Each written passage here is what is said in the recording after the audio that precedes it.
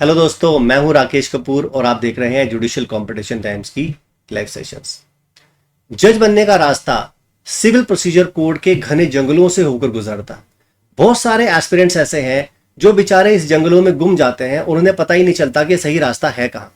इसकी वजह से वो अपने सही डेस्टिनेशन पर पहुंच ही नहीं पाते। तो आज हम कुछ ऐसा रोड मैप लेकर आते हैं जिससे आपको पता चलेगा कि इस सीपीसी के जंगल में से बाहर निकलना कैसे है। तो चलो ठीक है, स्टार्ट करते हैं आज के सेशन के साथ। लेकिन इससे पहले कि मैं सेशन को स्टार्ट करूं, आप इस वीडियो को पूरा देखिएगा क्योंकि ये सीपीसी का लेक्चर है और ऑर्डर पूरा, जो ऑर्डर नंबर पूरा 1 है, वो मैं पूरा का पूरा ही यहां पर डिस्कस करने वाला हूं। तो वीडियो तो देखो होने वाला है लंबा, तो जल्दबाजी मचाना मत और स्किप कर करके देखना मत, क्योंकि उसकी वजह से जो सही कंसेप्ट है वो आपके पास पहुंचेंगे नहीं। और अगर आप जुडिशरी की तैयारी कर रहे हैं तो मेरी वेबसाइट judicialcompetitiontimes.in पर विजिट करके हायर जुडिशरी, लोअर जुडिशरी या वेरियस एपीओ के जितने भी एग्जामिनेशन हैं उनके लिए एनरोल कर सकते हैं। इसके अलावा ऑनलाइन मॉक टेस्ट और प्रीवियस क्वेश्चन पेपर्स की भी फैसिलिटी अवेलेबल है। अगर आप मेरे यूट्यूब चैनल पर हमने सब्सक्राइब नहीं किया है तो उसे भी कर लीजिए और ऑल नोटिफिकेशन बेल को भी क्लिक कर लीजिएगा ताकि मेरे आने वाले सभी वीडियो के नोटिफिकेशन आपको सबसे पहले मिल जाए। देखिए, मैं एक चीज यहां पर कहना चाहूंगा कि कोई भी टीचर हो, कोई भी मेंटोर हो, उसकी ताकत होती है उसकी ऑडियंस, उसके स्टूडेंट्स। तो मेरी भी ताकत आप लोग हो, आपकी सपोर्ट से ही मैं सरवाइव कर सकता हूं। तो मैं एक रिक्वेस्ट करूंगा कि प्लीज इस वीडियो को पूरा देखो और अपने दोस्तों के साथ इसे जरूर शेयर करो ताकि नॉलेज सब लोगों तक पहुंचे। और इस पे कमेंट जरूर कीजिए, जो भी आपको अच्छा लगा है एस्पेक्ट उसके बारे में प्लीज मुझे जरूर बताइए। और मुझे ये भी बताइए कि आप किस टॉपिक पर वीडियो बनवाना चाहते हैं ताकि मुझे मालूम चले कि आप लोग किस पर्टिकुलर टॉपिक में इंटरेस्टेड है। तो चलो ठीक है, स्टार्ट कर लेते हैं आज के सेशन के साथ। तो हम लोग स्टडी करने वाले हैं order number 1 of civil procedure code. अब मैं करूंगा क्या, इस लेक्चर को पढ़ाने के लिए मैंने कुछ स्लाइड्स में कुछ छोटे से इमेजेस बनाए हैं ताकि आपके दिमाग में एक इमेज बने, और साथ साथ मैं मदद लूंगा बेयर एक्ट की। बेयर एक्ट की मदद इसलिए लूंगा क्योंकि देखिए, जितना भी कंटेंट है वो तो बेसिकली बेयर एक्ट में ही मेंशन किया हुआ है। और अगर बेयर एक्ट आपको ठीक से समझ में नहीं आया और जनरलिटी में अगर आपने इस ऑर्डर को पढ़ा है तो समझो आप कंसेप्ट तो समझ जाओगे लेकिन जुडिशरी एग्जामिनेशन में एक्सेल नहीं कर पाओगे, क्योंकि हमें कंटेंट का भी पता होना चाहिए कि किस सेक्शन के किस रूल में क्या बात लिखी है, किस ऑर्डर के किस रूल में क्या बात लिखी है, ये जानना भी बड़ा ज्यादा जरूरी है। अब हम क्या करेंगे कि हर रूल को पकड़ेंगे और उसकी एक इमेज बनाएंगे, उसे इमेजिन करेंगे कि ये काम कर कैसे रहा है, ताकि फ्यूचर में कभी भी आपको ये कंसेप्ट आपके माइंड से स्लिप ना हो और एक सीक्वेंस, एक मूवी की तरह से पूरा का पूरा ऑर्डर तुम्हें रिकॉल हो जाए। तो मैं दोबारा बोल रहा हूं, जल्दबाजी मत बचाना, पूरे वीडियो को आखिरी तक देखना और अपने दोस्तों के साथ भी इसको शेयर कर लीजिए। जितने भी आपके ग्रुप्स हैं उनके साथ जरूर शेयर कीजिए। आप ही लोग मेरी ताकत हो, तो जितना आप शेयर करोगे उतना ज्यादा मुझे बूस्ट मिलेगा, उतना ज्यादा मैं मोटिवेट होऊंगा इस तरह की वीडियोस को बनाने के लिए। तो चलो ठीक है दोस्तों, स्टार्ट करते हैं आज के सेशन के साथ। तो मैं स्टडी करने वाला हूं ऑर्डर नंबर 1। तो मैं काम करता हूं, सबसे पहले आपको बेयर एक्ट पे ले जाता हूं। बेयर एक्ट में देखिए, हमारे पास ऑर्डर नंबर 1 बात कर रहा है पार्टीज टू सूट के बारे में। पार्टीज टू सूट का क्या मतलब है, यानी कि अगर कोई भी मुकदमा आता है उसमें यार कोई तो पार्टी होंगी। जब कोई भी मुकदमा कोर्ट में फाइल होगा तो उसमें नेचुरल सी बात है किसी आदमी ने तो मुकदमा लाया होगा और किसी के ऊपर तो लाया होगा। अब देखो स्क्रीन पर दिखाता हूं मैं आप। अब मान लो हमारे पास यहां स्क्रीन पर देखो, एक ये व्यक्ति है प्लेंटिफ। इसने एक मुकदमा लेकर आया, एक सूट लेकर आया एक डिफेंडेंट के अगेंस्ट, ठीक है। यानी कि जो मुकदमा लेकर आ रहा है वो हो गया प्लेंटिफ, जिसके खिलाफ मुकदमा लेकर आया है वो हो गया डिफेंडेंट। तो हमारे पास बेसिकली 2 पार्टीज होती हैं। अब क्या ये प्लेंटिफ एक हो सकता है कि एक से ज्यादा भी हो सकता है? देखो, प्लेंटिफ बहुत सारे भी हो सकते हैं। आप नीचे देख सकते हो, मैंने बड़े सारे यहाँ पर प्लेंटिफ्स बनाए हैं, P1, P2, P3। इधर डिफेंडेंट भी मैंने काफी सारे बनाए हैं, D1, D2, D3, ऐसे अलग अलग तरह के नाम मैंने इन सबको दे दिए हैं। अब तुमको करना क्या है, सबसे पहला काम जो तुम्हें करना है वो इस पूरी इमेज को जो मैंने दिखाई है ना, तुम इसको अपने दिमाग में अच्छे से बिठा लो। सबसे पहले इस चाहे 2 मिनट लगा लो, ये जो इमेज मैंने यहाँ बना रखी है इसको ध्यान से अपने माइंड में बिठाओ, तभी आगे का सारा कार्रवाई, आगे की सारी प्रोसीडिंग तुम्हें समझ में आएगी। वीडियो थोड़ा सा लंबा हो जाएगा, जल्दबाजी मत बचाओ, आराम से देखो, कंसेप्ट पूरे अच्छे से क्लियर होंगे, पक्का बता रहा हूं, बहुत अच्छे से क्लियर होंगे। बस आराम से कंसंट्रेट होकर इसे देखते रहो, माइंड को डाइवर्ट मत करो, बस फोकस करो। अगर एक बार कॉन्सेप्ट क्लियर हो गया तो पूरा आपको कभी भी प्रॉब्लम नहीं आएगा फ्यूचर तक के लिए। तो ये इमेज तुम्हारे दिमाग में बन गई कि यार एक प्लेंटिफ है, उसके साथ बड़े सारे लोग हैं P1 P2 P3, और उन्होंने पकड़ के मुकदमा लेकर आ गया एक दूसरे आदमी के नाम पर जिसका नाम है डिफेंडेंट, और डिफेंडेंट के साथ और भी लोग लगे हुए हैं जिनका नाम है D1 D2 D3। ये सब चीजें हमारी समझ में आ गई। अब हम ये इतने सारे लोगों को कर क्या रहे हैं, इतने सारे लोग? भाई यार ऐसा भी तो हो सकता है ना कि जो मुकदमा लाने वाला व्यक्ति है वो खाली एक ना हो, वो काफी सारे हो। तो हमें क्या करना पड़ेगा, इन सबको ज्वाइन करना पड़ेगा। जैसे प्लेंटिफ है, प्लेंटिफ के साथ और भी लोग हैं P1 P2 P3, तो इनको सबको क्या करना पड़ेगा, इनको ज्वाइन करना पड़ेगा उस मुकदमे में। अब एक तरीका तो ये भी हो सकता था कि P1 अपना अलग मुकदमा लेकर आए, P2 अलग मुकदमा लेकर आए, P3 अलग मुकदमा लेकर आए, और ये भी हो सकता है कि P1 P2 P3 पहले D1 के खिलाफ मुकदमा लेकर आए, फिर D2 के मुकदमे के खिलाफ मुकदमा लेकर आए, फिर D3 के। यानी कितने सारे मुकदमे बन जाएंगे यार, ये तो बहुत प्रॉब्लम वाली बात है। तो इसको सॉल्व करने के लिए किया क्या गया, यहां पर हम एक कंसेप्ट लेकर आए, जॉइंडर ऑफ प्लेंटिफ। यानी हम प्लेंटिफ्स को जितने भी होंगे उनको ज्वाइन कर लेंगे यार। लेकिन हम इन्हें ज्वाइन करेंगे क्यों, किन किन लोगों को ज्वाइन करेंगे और क्यों ज्वाइन करेंगे, हमें कैसे पता चलेगा कि हमें कौन कौन से प्लेंटिफ्स को ज्वाइन करना है? हाँ, तो इसके लिए मैं मदद लूंगा रूल नंबर 1 की। अब देखो रूल नंबर 1 कहता क्या है, देखो रूल नंबर 1 कहता है who may be joined as plaintiff, यानी किन लोगों को मैं एज अ प्लेंटिफ ज्वाइन कर सकता हूं। उनका कहना है जितने भी लोग एक सूट में एज अ प्लेंटिफ आए हैं उन्हें हम ज्वाइन कर सकते हैं। लेकिन कब, तब कर सकते हैं अगर उनके जो भी राइट्स हैं, जो भी राइट टू रिलीफ वो सीक कर रहे हैं, वो सेम एक्ट से अराइज हो रहे हैं, वो सेम ट्रांजैक्शन से अराइज हो रहे हैं, या फिर वो सेम सीरीज ऑफ एक्ट से अराइज हो रहे हैं। ठीक है, और इनके जो राइट्स हैं ये जॉइंटली एग्जिस्ट कर रहे हैं, सेवरली एग्जिस्ट कर रहे हैं, या ऑल्टरनेटिव में एग्जिस्ट कर रहे हैं। अब इसको मैं डाइल्यूट करके सिंपल भाषा में समझाता हूं। मान लो हमारे पास काफी सारे लोग हैं, जैसे कि मैंने यहां स्क्रीन पर आपको दिखाया था कि P1 P2 P3 ये 3 लोग मेरे पास हैं। अब ये P1 P2 P3 तीनों ने ही मान लो डिफेंडेंट को लोन दे दिया था। अभी फिलहाल आप D1 D2 D3 को भूल जाओ, फिलहाल ऊपर वाला बंदा जो बैठा है ना डिफेंडेंट, इसको याद रखो। मान लो P1 P2 और P3 ने, तीनों ने मिलकर डिफेंडेंट को कोई लोन दे दिया। ठीक है, इन तीनों ने ही कुछ पैसा दिया हुआ था डिफेंडेंट को। ये डिफेंडेंट साहब ने इन्हें पैसा लौटाया ही नहीं, इन्हें पैसे वापस ही नहीं दिए। अगर पैसे वापस नहीं दिए तो सेम ट्रांजैक्शन के तहत अगर ये पैसा दिया गया था तो P1 अगर मुकदमा अलग से लेकर आए, P2 अलग से मुकदमा लेकर आए, P3 अलग से मुकदमा लेकर आए, तो तीनों में कॉज ऑफ एक्शन तो यार सेम ही है, जो राइट हम क्लेम कर रहे हैं वो भी सारे सेम है। तो फिर ऐसा क्यों ना करें कि इन तीनों को एक साथ ज्वाइन कर लें एक ही केस में, और फिर हम इनको ज्वाइन करके डिफेंडेंट को पार्टी बना लें, डिफेंडेंट को रिस्पोंडेंट बना लें और उसके खिलाफ मुकदमा ले आए। यही कह रहा है रूल नंबर 1, यानी कि हमें प्लेंटिफ्स को एक साथ ज्वाइन करना है और उनको ज्वाइन करना है जिनके cause of action same transaction से, सेम एक्ट से, या सेम सीरीज ऑफ एक्ट से अराइज हो रहे हों। और आगे क्या कहते हैं, आगे उन्होंने कहा कि अगर मान लो ये जो लोग हैं, ये जो P1 P2 P3 हैं, अगर ये लोग सेपरेट सेपरेट सूट लेकर आए डिफेंडेंट के खिलाफ, तो क्या वहां पर कॉमन क्वेश्चन ऑफ लॉ या common question of fact arise होगा? अगर इन सब के मुकदमे अलग अलग लाने पर एक कॉमन क्वेश्चन ऑफ फैक्ट या लॉ अराइज हो रहा हो, तो ऐसे सारे लोगों को P1 P2 P3 को हमें एज अ प्लेंटिफ ज्वाइन करना होगा। ये कह रहा है ऑर्डर नंबर 1 का रूल नंबर 1। ठीक हो गई बात, इतनी बात तो क्लियर हो गई। चलो ठीक है, अब आगे आते हैं। देखो जो चीजें भी मैं पढ़ा रहा हूं अगर समझ में आ रहा है तो यार कमेंट बॉक्स में जरूर लिखते रहो कि ऑर्डर नंबर 1 बढ़िया समझ में आ गया, ये मुझे प्रॉपर समझ में आ गया।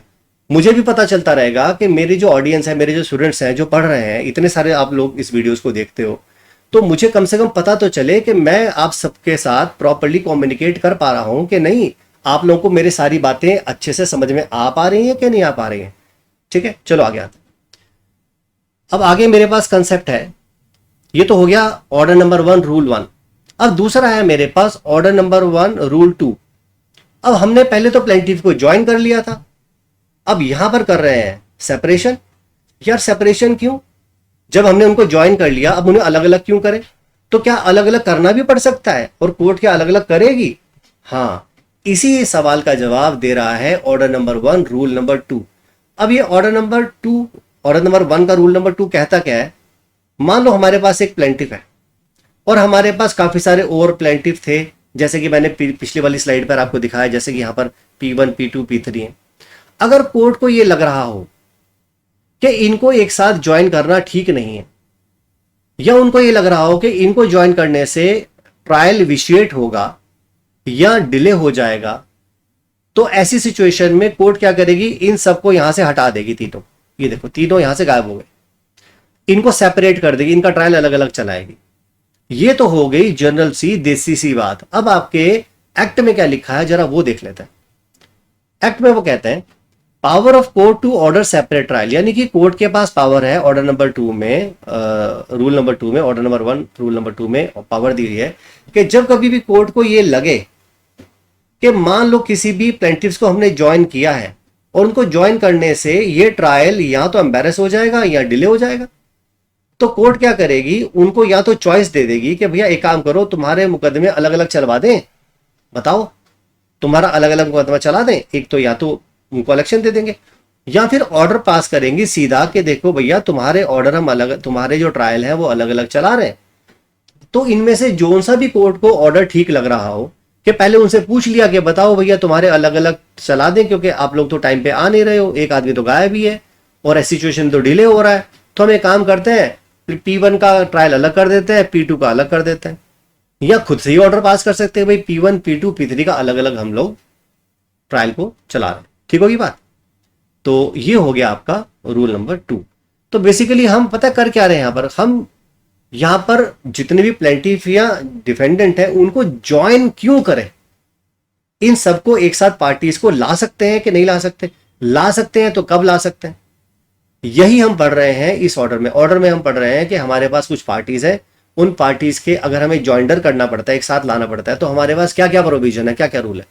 तो रूल नंबर 1 में हमने क्या पढ़ा, रूल नंबर 1 में हम पढ़ा कि हम प्लेंटिफ्स को एक साथ ज्वाइन कर सकते हैं। रूल नंबर 2 हमने ये पढ़ लिया कि कोर्ट को लग रहा है कि नहीं यार इनको ज्वाइन करने में दिक्कत वाली बात है, तो इनका ट्रायल अलग अलग चला दो। ठीक है, अब आगे है हमारे पास रूल नंबर 3। रूल नंबर 3 कहता है ज्वाइंडर ऑफ डिफेंडेंट के बारे में, ज्वाइंडर ऑफ डिफेंडेंट के बारे में बात कर रहा हूं। जैसे हमने रूल नंबर 1 में प्लेंटिफ के बारे में स्टडी किया था, सेम वही तरीका हमारे पास डिफेंडेंट के लिए है। हम डिफेंडेंट को भी ज्वाइन कर सकते हैं। मान लो ऐसा तो जरूरी नहीं है कि प्लेंटिफ हमेशा एक ही डिफेंडेंट को, एक ही पर्सन को पार्टी बनाए, एक ही आदमी के खिलाफ मुकदमा लेकर आए। हो सकता है एक से ज्यादा लोगों के खिलाफ मुकदमा लेकर आए। अगर एक से ज्यादा लोगों के खिलाफ मुकदमा लेकर आ रहा है तो वो D1 D2 D3 हो सकते हैं। तो ये जो D1 D2 D3 हैं, अगर इनके खिलाफ मुकदमा लेकर आते हैं और इन सभी के खिलाफ, इन D1 D2 D3 और डिफेंडेंट के खिलाफ अगर इस प्लेंटिफ का राइट एग्जिस्ट कर रहा हो, अगर प्लेंटिफ का कोई भी राइट इस डिफेंडेंट D1 D2 D3 के खिलाफ अराइज कर रहा हो, चाहे वो सेम ट्रांजेक्शन से अराइज कर रहा हो, सेम एक्ट से अराइज कर रहा हो, सेम सीरीज ऑफ एक्ट से अराइज कर रहा हो, और अगर इनके खिलाफ अलग अलग मुकदमा लेकर आया जाता तो एक कॉमन क्वेश्चन ऑफ लॉ या common question of fact arise होता, जैसे कि रूल नंबर 1 में हो रहा था। बस वहां पर यह हो रहा था कि सारे प्लेंटिफ्स का एक कॉमन राइट था जो कि किसी डिफेंडेंट के अगेंस्ट था। यहां पर प्लेंटिफ का अलग अलग डिफेंडेंट्स के खिलाफ राइट एग्जिस्ट कर रहा है, तो हम उन डिफेंडेंट्स को एक साथ ज्वाइन कर रहे हैं। ठीक होगी बात। चलो अब जरा फटाफट से देखते हैं कि आपके बेर एक्ट में क्या लिखा। यहां पर वो कहते हैं who may be joined as a defendant, किनको हम एज अ डिफेंडेंट ज्वाइन कर सकते हैं, हम एज अ डिफेंडेंट किन किन को ज्वाइन कर सकते हैं। वो कहते हैं वो सारे लोग आप एक ही सूट में एज अ डिफेंडेंट ज्वाइन कर सकते हो अगर कोई भी right to relief same act से, सेम ट्रांजेक्शन से, सेम सीरीज ऑफ एक्ट से एग्जिस्ट कर रहा हो इन लोगों के खिलाफ, चाहे वो जॉइंटली एग्जिस्ट करता हो, चाहे सेवरली करता हो, चाहे ऑल्टरनेटिव करता हो। तो अगर एक आदमी का राइट अलग अलग लोगों के खिलाफ एग्जिस्ट कर रहा है तो हम उन सभी के खिलाफ अलग अलग मुकदमा ना लाकर उन सबको ज्वाइन करके एक ही मुकदमे में कंबाइन कर सकते हैं, उन्हें ज्वाइन कर सकते हैं, जिसे कहते हैं ज्वाइंडर करना। आगे भी वही बात बता रहे हैं कि अगर हम अलग अलग सूट लेकर आते इन सब लोगों के खिलाफ तो एक common question of law arise होता या common question of fact arise होता। तो इसलिए हम यहां पर अलग अलग मुकदमे नहीं ला रहे, सबको एक ही केस में ज्वाइन कर रहे हैं एज अ पार्टीज। तो ये हो गई ज्वाइंडर ऑफ डिफेंडेंट। ठीक होगी बात। चलिए नेक्स्ट आते हैं रूल नंबर 3A में।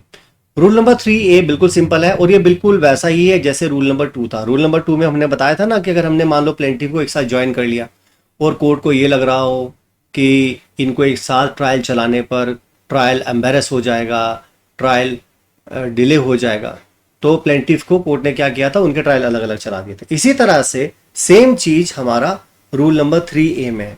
रूल नंबर 3A में हम लोग जो डिफेंडेंट को हमने एक साथ ज्वाइन किया था ना, उनको यहां पर हम उनको सेपरेट कर रहे हैं, उनका ट्रायल अलग अलग चला रहे हैं। तो बिल्कुल वैसा ही रूल है जैसा कि रूल नंबर 2 था। यहां पर हम डिफेंडेंट को अलग अलग कर रहे हैं। अगर कोर्ट को ये लग रहा है कि उनका ट्रायल एक साथ चलाने से ट्रायल डिले हो सकता है, ट्रायल एम्बेरस हो सकता है, तो उस सिचुएशन में कोर्ट इनके ट्रायल अलग अलग चला सकती है। ये कह रहा है रूल नंबर 3A। चलो नेक्स्ट आते हैं हम रूल नंबर 4 पर। रूल नंबर 4 क्या कहता है? रूल नंबर 4 बिल्कुल सिंपल है। वो ये कह रहे हैं कि कोर्ट जजमेंट पास कर सकती है एक या एक से ज्यादा पार्टीज के फेवर में या उनके खिलाफ भी पास कर सकती है। देखो दो चीजें, जजमेंट बी पास्ड फॉर और अगेंस्ट वन और more of the joint parties. कहने का मतलब यहां पर यह है कि मान लो हमारे पास 3 प्लेंटिफ्स हैं, यहां पर P1, P2, P3, तीनों सेम ट्रांजैक्शन से कोई रिलीफ मांग रहे हैं। मेरी बात आप ध्यान से सुनना जो मैं बोल रहा हूं, स्क्रीन पर देखो और ध्यान से फोकस करो, ठीक है, तभी समझ में आएगी बात। 3 प्लेंटिफ है मेरे पास, P1, P2, P3, तीनों ने एक कॉमन ट्रांजैक्शन से कोई भी रिलीफ मांगा, तो हमें नॉर्मली ये लगेगा कि यार तीनों को ही रिलीफ मिलेगा, तीनों के ही फेवर में जजमेंट आएगा।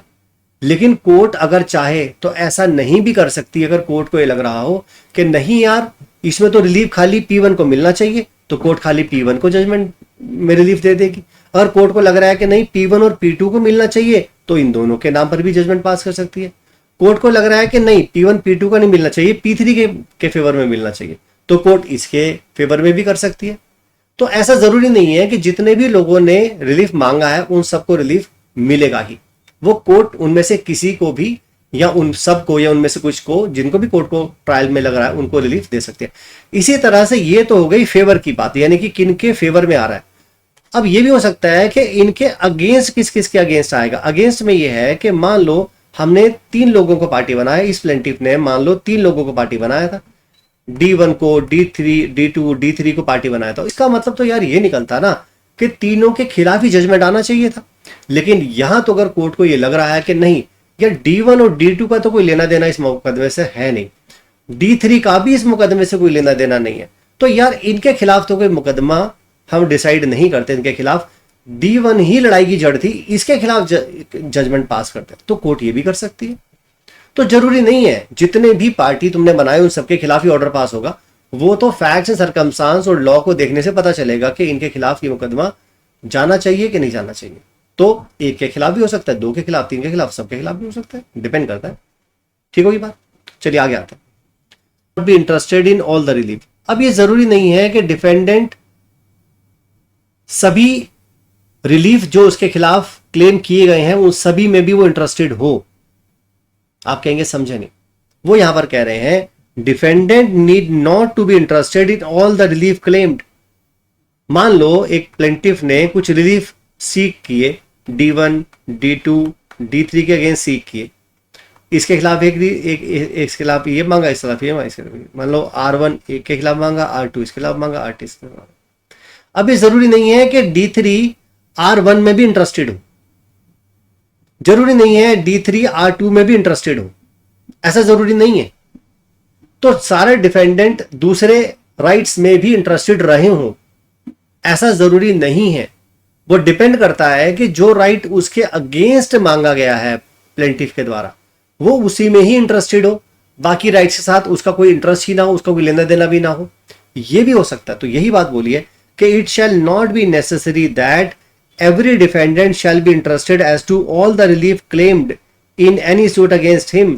तो प्लेंटिफ ने उनके खिलाफ जो भी रिलीफ मांगे हैं, जरूरी नहीं है कि डिफेंडेंट उन सभी रिलीफ्स के अगेंस्ट इंटरेस्टेड हो सकता है उसका सिर्फ अपने ही ट्रांजैक्शन से लेना देना हो जो उसके साथ जुड़ा हुआ था, बाकी के साथ जो जुड़ा हुआ नहीं था उसका लेना देना नहीं भी हो सकता, ये डिपेंड करता है। चलिए नेक्स्ट आते हैं रूल नंबर 6 पर। Joinder of parties liable on same contract. कभी कभी क्या होता है कि एक ही ट्रांजैक्शन में कोई कॉन्ट्रैक्ट किया हुआ होता है। अब उस कॉन्ट्रैक्ट से काफी सारे लोग लायबल हो रहे होते हैं। मान लो एक कॉन्ट्रैक्ट किया गया, उस कॉन्ट्रैक्ट से काफी सारे लोगों की लायबिलिटी असर्टेन हो रही हो, तो अगर एक ही कॉन्ट्रैक्ट से काफी सारे लोगों की लायबिलिटी असर्टेन हो रही हो, तो हम उन सभी लोगों को एज अ प्लेंटिफ ज्वाइन कर सकते हैं। The plaintiff may at his option join as many parties to the same suit all or any of the persons severally, jointly or severally liable on the one contract, including the party to bill of exchange, hundis and promissory notes।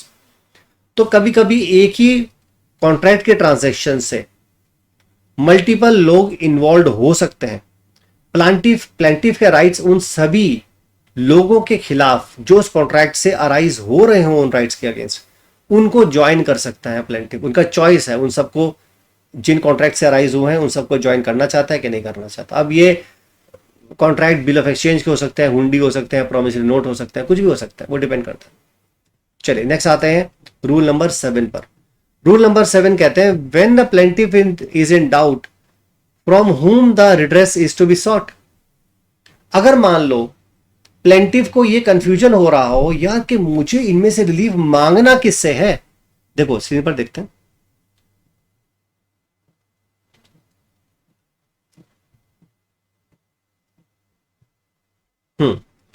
ये rule number 7 देखिए। ये बंदा कह रहा है मैं तो confuse हूं, मैं किनको ज्वाइन करूं एज ए डिफेंडेंट, मुझे पता ही नहीं चल रहा है यहां पर। Because the plaintiff is in doubt from whom the redress is to be sought. अगर हमें यह पता ना चल रहा हो, प्लेंटिफ को ना पता चल रहा हो कि मुझे रिलीफ मांगना किससे है और वो कंफ्यूज हो रहा हो, तो क्या वो सारे के सारों को ही पार्टी बना ले?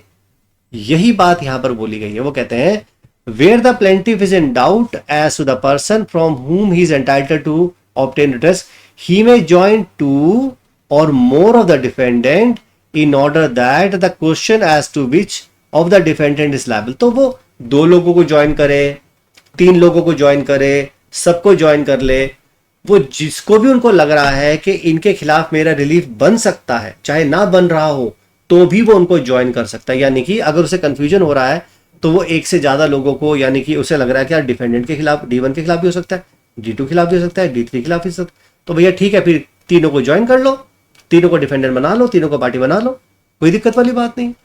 यही बात बोली है उन्होंने रूल नंबर 7 में। चलो नेक्स्ट आते हैं रूल नंबर 8 पर। वन पर्सन में स्यू और defend on behalf of all in the same interest. ये लिख लो, वेरी इंपॉर्टेंट। इसको भैया सब लोग लिख लो, वेरी वेरी इंपॉर्टेंट। मैं भी लिख रहा हूं यहां पर, वेरी वेरी इंपॉर्टेंट। इसको हम कहते हैं रिप्रेजेंटेटिव सूट। आप लोगों ने सुना होगा रिप्रेजेंटेटिव सूट के बारे में। ये वही है ऑर्डर नंबर 1 रूल 8, बड़ा इंपॉर्टेंट है। इसके ऊपर अगर आप प्रीवियस ईयर क्वेश्चन पर उठा के देखोगे तो आप पाओगे कि इससे तो क्वेश्चन अक्सर आता ही आता है। अगर आपको जल्दबाजी में ऑर्डर नंबर 1 पढ़ना पड़ रहा है और टाइम बिल्कुल भी नहीं है और आप सोच रहे हो पूरा पढ़ने का समय तो बिल्कुल भी नहीं है, तो भाई साहब आप फिर एक काम कर लेना, ये रूल नंबर 8 तो किसी भी कीमत पर छोड़ना मत। ये तो पक्का पढ़कर ही जाना, ठीक है। चलो अब ये कहता क्या है रूल नंबर 8, सब लोग ध्यान से सुनो मेरी बात अब और स्क्रीन पर फोकस करते रहना, क्योंकि ये कंटेंट से ही समझ में आएगा। जो मैं बोलता रहूंगा सुनते रहना और साथ साथ में कंटेंट पर भी ध्यान से रखते रहना, क्योंकि मैं अंडरलाइन कर रहा हूं, चीजें दिमाग में बैठती रहेंगी। Where there are numerous persons have the same interest। मान लो हमारे पास काफी सारे लोग हैं और उनका एक ही सूट में इंटरेस्ट है। जैसे कि देखो हमारे पास यहां पर काफी सारे लोग हैं, P2, P1, P2, P3, काफी सारे लोग, ये काफी सारे लोग, और इनका एक कॉमन इंटरेस्ट है। और एक और बंदा है प्लेंटिफ, उसका भी इनके साथ इंटरेस्ट इन्वॉल्व है। अब ये इनका लीडर बन जाता है। वो कहता है यार don't worry, I will take care of you all, मैं तुम सबका ध्यान रख लूंगा। अरे मैं तुम्हारा लीडर हूं भाई, अरे टेंशन ना करो भाई, टेंशन ना करो, मैं मुकदमा लड़ूंगा भाई तुम्हारे सबके बिहाफ के ऊपर, और मेरे भी राइट्स से इन्वॉल्व है, तो तुम्हें बरी करने की जरूरत नहीं है। तो यहां पर अगर इस तरह का कोई व्यक्ति इन सभी के लिए रिप्रेजेंटेटिव बन के आ रहा हो, इन सब का रिप्रेजेंटेटिव बनकर आ रहा हो और उन सबके खिलाफ, उन सबके फेवर में और खुद के फेवर में भी अगर उस मुकदमे को कर रहा हो डिफेंडेंट के अगेंस्ट, तो ऐसे सूट को हम कहते हैं कि ये सूट एक रिप्रेजेंटेटिव सूट है। ठीक है, इसी तरह से ये डिफेंडेंट भी कर सकता है। डिफेंडेंट कह सकता है अरे यार डोंट वरी, मैं हूं ना यहां पर, तुम चिंता मत मानो भाई, मैं हूं, मैं देख लूंगा सब कुछ, तुम सबके बिहाफ के ऊपर मैं डिफेंड करूंगा। तो यहां पर रिप्रेजेंटेटिव सूट जो डिफेंड किया जा रहा है वो डिफेंडेंट के द्वारा किया जा रहा है D1, D2, D3 के बिहाफ के ऊपर। तो यहां पर भी एक रिप्रेजेंटेटिव सूट बन गया। तो रिप्रेजेंटेटिव सूट में प्लेंटिफ की साइड से या डिफेंडेंट साइड से एक पर्टिकुलर व्यक्ति नियुक्त किया जाता है, अपॉइंट किया जाता है उन सबकी कंसेंट के द्वारा, चाहे सारे प्लेंटिफ्स के द्वारा या सारे के सारे डिफेंडेंट्स के द्वारा, और वो ये कहते हैं कि भाई हमारे बिहाफ पर ये आदमी इस मुकदमे को आगे कंटेस्ट करेगा। ठीक है, इसको कहते हैं रिप्रेजेंटेटिव सूट। अब जरा कंटेंट को देख लेते हैं बेरेक्ट में क्या लिखा। अब क्लॉज नंबर ए देखो पहले, वो कहते हैं वन और more of such person may with the permission of a court sue or sued or may defend each on behalf or on the benefit of all persons who are interested। यानी कि एक या एक से ज्यादा व्यक्ति court की permission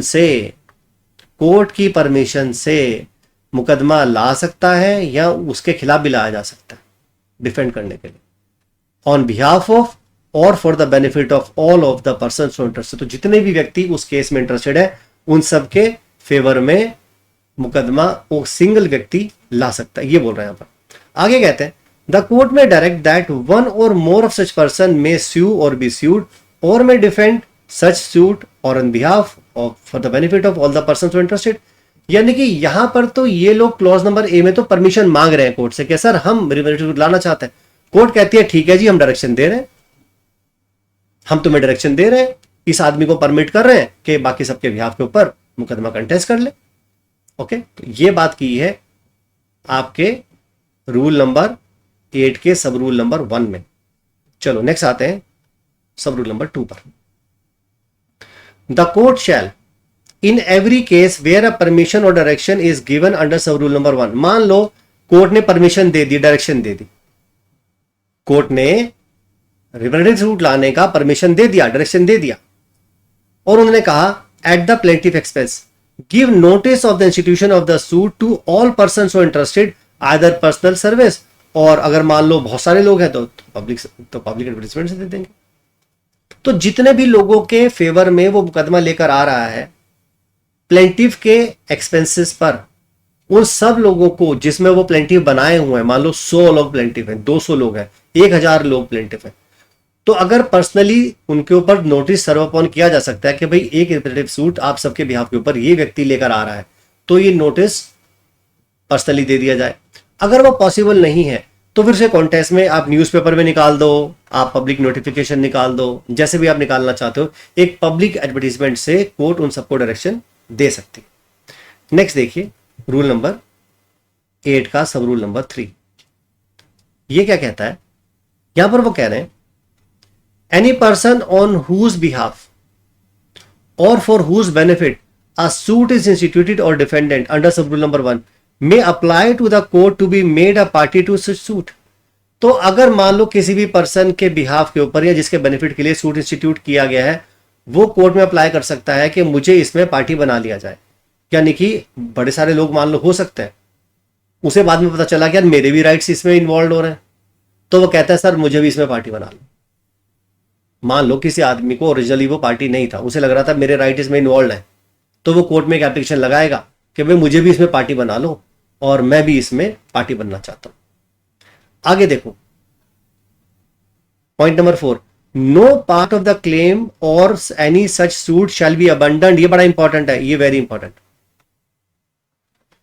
वो कहते हैं क्लेम का कोई भी पार्ट अबंडन नहीं किया जाएगा, ना ही विड्रॉ किया जाएगा सूट को, जैसा कि ऑर्डर नंबर 23 के रूल नंबर 1 के सब रूल नंबर 3 में बताया गया। कोई भी सूट का क्लेम का पार्ट आप अबंडन नहीं करोगे, ना ही कोई सूट आप विड्रॉ करोगे, ना ही कोई एग्रीमेंट कॉम्प्रोमाइज या कोई भी सेटिस्फेक्शन रिकॉर्ड करोगे under rule number 3 unless the court has given at the plaintiff expense notice to all the person so interested in the manner which is mentioned in sub rule number 2। तो यानी कि अगर आप कोई भी compromise करना चाहते हो, अगर आप सबके बिहाफ के ऊपर सूट लेकर आए हो और आप उस मामले में सूट को विड्रॉ करना चाहते हो, या आप क्या करना चाहते हो, आप उसमें कोई कॉम्प्रोमाइज करना चाहते हो या कोई पार्ट क्लेम को छोड़ना चाहते हो, अब ये सब आप तभी करोगे जब कोर्ट से परमिशन ले लोगे। हो सकता है कि तुमने साठ गांठ कर ली हो, आप प्लेंटिफ हो, आप रिप्रेजेंटेटिव हो, आपने उठाकर गद्दारी कर ली डिफेंडेंट के साथ मिलकर, बाकी प्लेंटिफ्स के साथ, और चुपचाप कॉम्प्रोमाइज कर लिया, तो उन सबके विचारों का इंटरेस्ट का क्या होगा। पुरानी मूवीज में तुम देखते होगे कि एक लीडर होता था, वो एक कंपनी के खिलाफ मुकदमा लाता था, कंपनी वाले उसे अपने रूम में बुलाते थे ऑफिस में और कहते थे ले भैया ये अटैची पकड़, नोटों से भरी हुई। वो कहता है भैया अपना हड़ताल वापस ले ले, कहता है हाँ ले लूँ। अब वो बेचारे सारे के सारे जो यूनियन लीडर के जो नीचे काम कर रहे थे वो सारे बेचारे ठगे रह जाते हैं। वो कहते हैं यूनियन लीडर ने तो केस ही मुकदमा वापस ले लिया, उसने तो कॉम्प्रोमाइज कर लिया उनके साथ, हमारे साथ तो बड़ा खराब हुआ, हमारे साथ फ्रॉड हो गया। तो इस चीज को रोकने के लिए उन्होंने कहा कि अगर आप ऐसा कुछ भी करते हो तो कोर्ट इस तरह कोई कॉम्प्रोमाइज रिकॉर्ड नहीं करेगी, कोई भी केस को विड्रॉ नहीं करेगी जब तक कि ये नोटिस सभी लोगों को दे नहीं दिया जाता, जितने भी लोग उस मामले में इंटरेस्टेड थे, जितने भी लोग उस केस में इंटरेस्टेड थे, अगर उन सबको नोटिस दे दिया जाएगा तभी मुकदमा विड्रॉ होगा, वरना केस मुकदमा विड्रॉ नहीं होगा। आगे कहते हैं वेयर एनी पर्सन suing और defending in any such suit does not proceed with due diligence. कभी कभार क्या होता है कि आपने रिप्रेजेंटेटिव नियुक्त कर दिया और वो भाई साहब नवाब आदमी है, काम ही नहीं कर रहा है, शहंशाह आदमी है, काम ही नहीं कर रहा है, कभी मन कर रहा है जा रहा है, जा रहा है, नहीं जा रहा, नहीं जा रहा है, ठीक से पैरवी नहीं कर रहा है केस की। अगर वो प्रॉपरली ड्यू डिलिजेंस से काम नहीं कर रहा है तो कोर्ट उस पर्सन को रिप्लेस कर सकती है, उसकी जगह पर कोई और पर्सन को ला सकते हैं जिसका सेम इंटरेस्ट उस सूट में हो। तो ऐसा नहीं है एक आदमी गलत आदमी नियुक्त हो गया तो वो कंटिन्यू करता रहेगा, कोर्ट चाहे तो उससे रिप्लेस करके दूसरे पर्सन को ला सकती है उस मुकदमे को आगे कंटिन्यू करने के लिए। चलो जी नेक्स्ट आओ, पॉइंट नंबर 6। पॉइंट नंबर 6 में कहते हैं a decree passed in a suit under this rule shall be binding on all persons on whose behalf और for whose benefit the suit is instituted और defendant as the case may be. तो जो भी court decree pass कर रही है ना इस सूट में, ये सभी प्लेंटिव्स के ऊपर बाइंडिंग होगी। कोई प्लेंटिव ये नहीं कह सकता अरे भाई साहब हमने तो कुछ नहीं किया था, मुकदमा तो भाई साहब वो लड़ रहा था तो जजमेंट तो उसी के ऊपर बाइंडिंग होगा, हमारे खिलाफ तो बाइंडिंग नहीं होगा।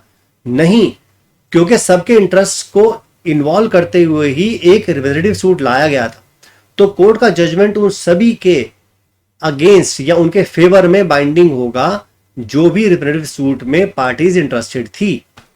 ठीक है, चलो जी आगे आइए। नेक्स्ट आते हैं हम रूल नंबर 8A में, power of court to permit a person और body of person to present opinion और to take part in the proceedings.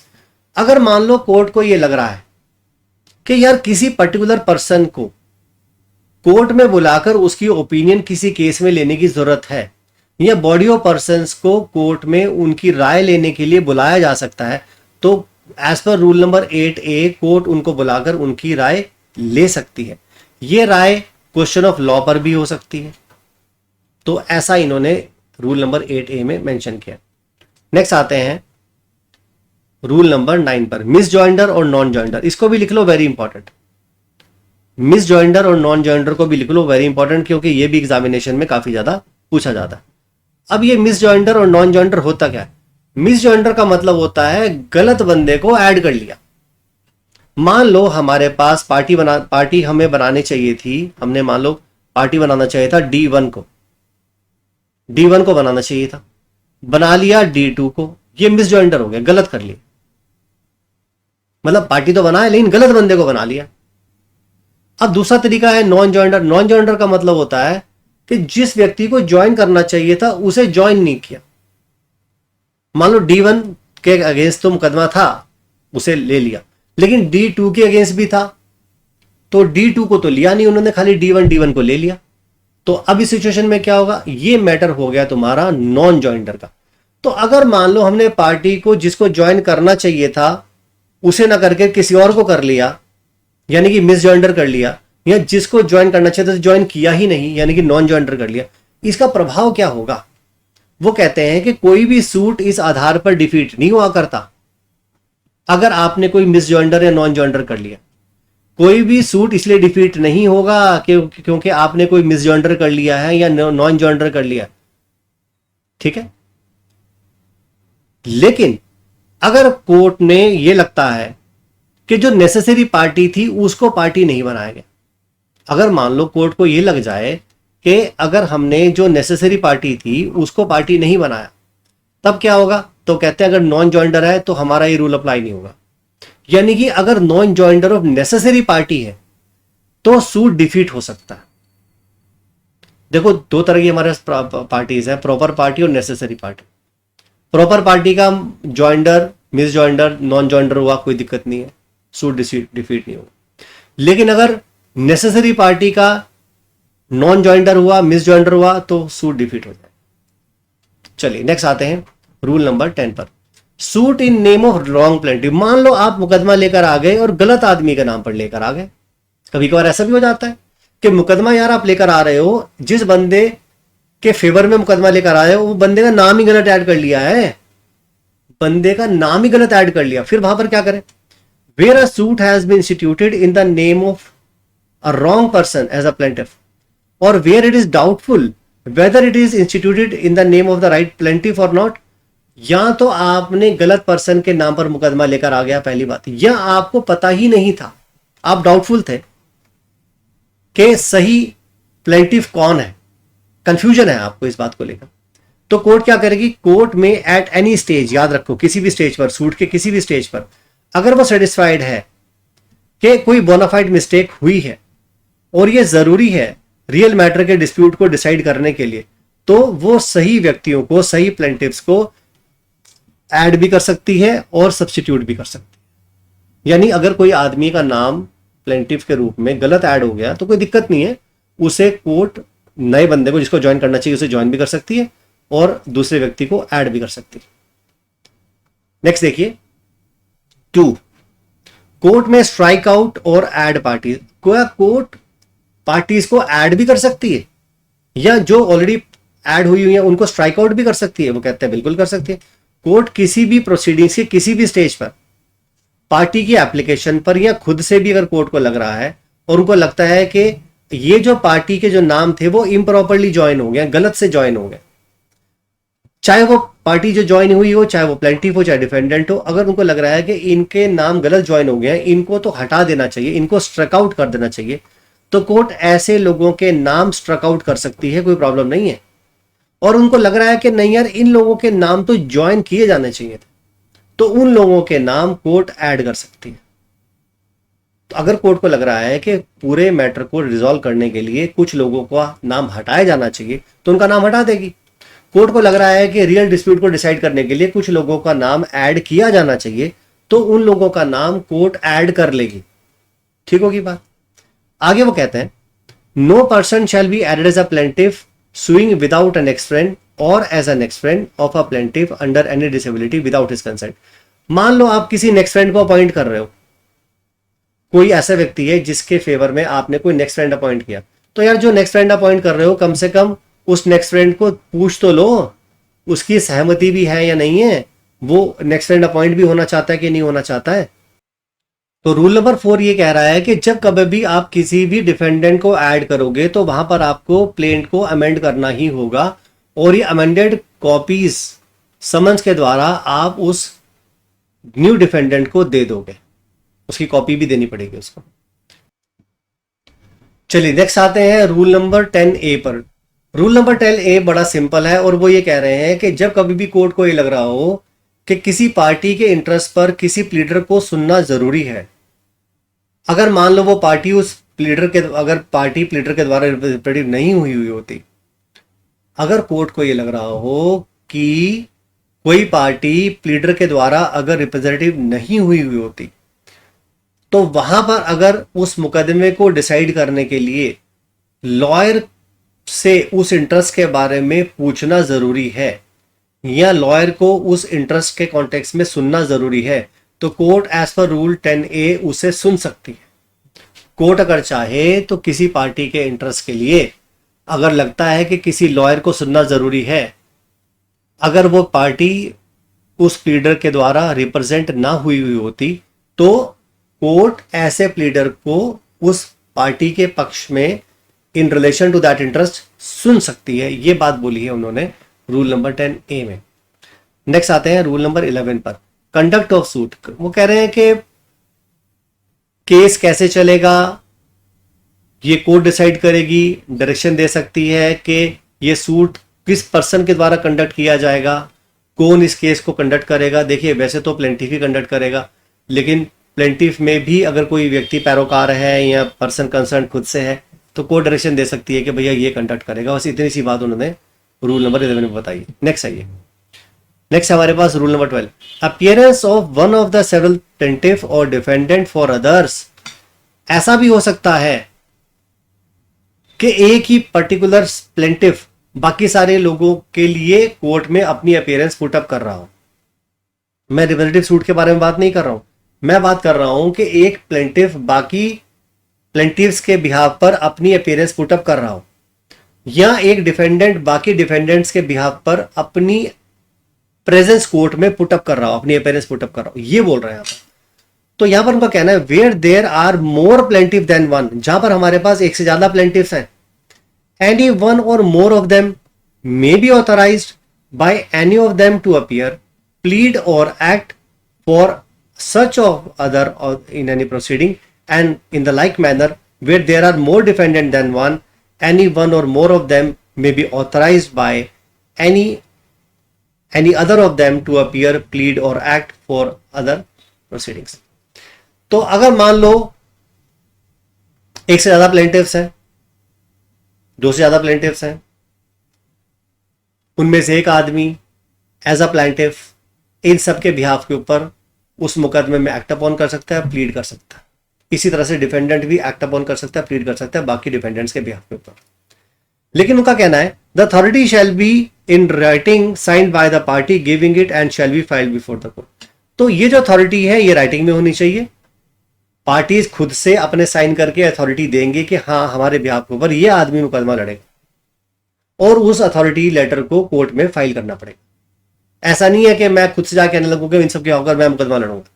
भाई मेरे पास कोई अथॉरिटी लेटर तो होना चाहिए, तभी तो मैं करूंगा ऐसा।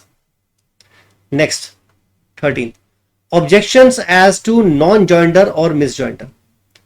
अगर मान लो कोई भी ऑब्जेक्शन आप लेना चाहते हैं, आपको ये लग रहा है कि यार ये जो पार्टी है गलत ज्वाइन कर ली, या जोन सी पार्टी ज्वाइन करनी चाहिए थी वो ज्वाइन ही नहीं की, आपको एज अ डिफेंडेंट इस बात को लेकर कोई ऑब्जेक्शन है, तो ऐसे ऑब्जेक्शन आप कब ले सकते हो? वो कहते हैं all objections on the ground of non joinder और misjoinder of parties shall be taken at the earliest possible opportunity. जो भी अर्लीस्ट पॉसिबल अपॉर्चुनिटी होगी उस पर ही आप अपना ये ऑब्जेक्शन रेज कर दोगे। And in all cases where the issues are settled at और बिफोर सच सेटलमेंट। और मान लो जहां पर इशू सेटल हो रहे हैं तो वहां पर आप हमेशा जिस समय पर इशू सेटल हो रहे हो या इशू सेटल होने से पहले पहले ही आप अपना मिस जॉइंडर या नॉन जॉइंडर का जो भी ऑब्जेक्शन लेना है वो आप ले लीजिए। Unless the ground of objection has been subsequently arisen and any such objection so taken shall not be deemed to that, मैं दोबारा रीड कर देता हूं, unless the ground of objection has been substantially arisen and any such objection not so taken shall be deemed to have been waived.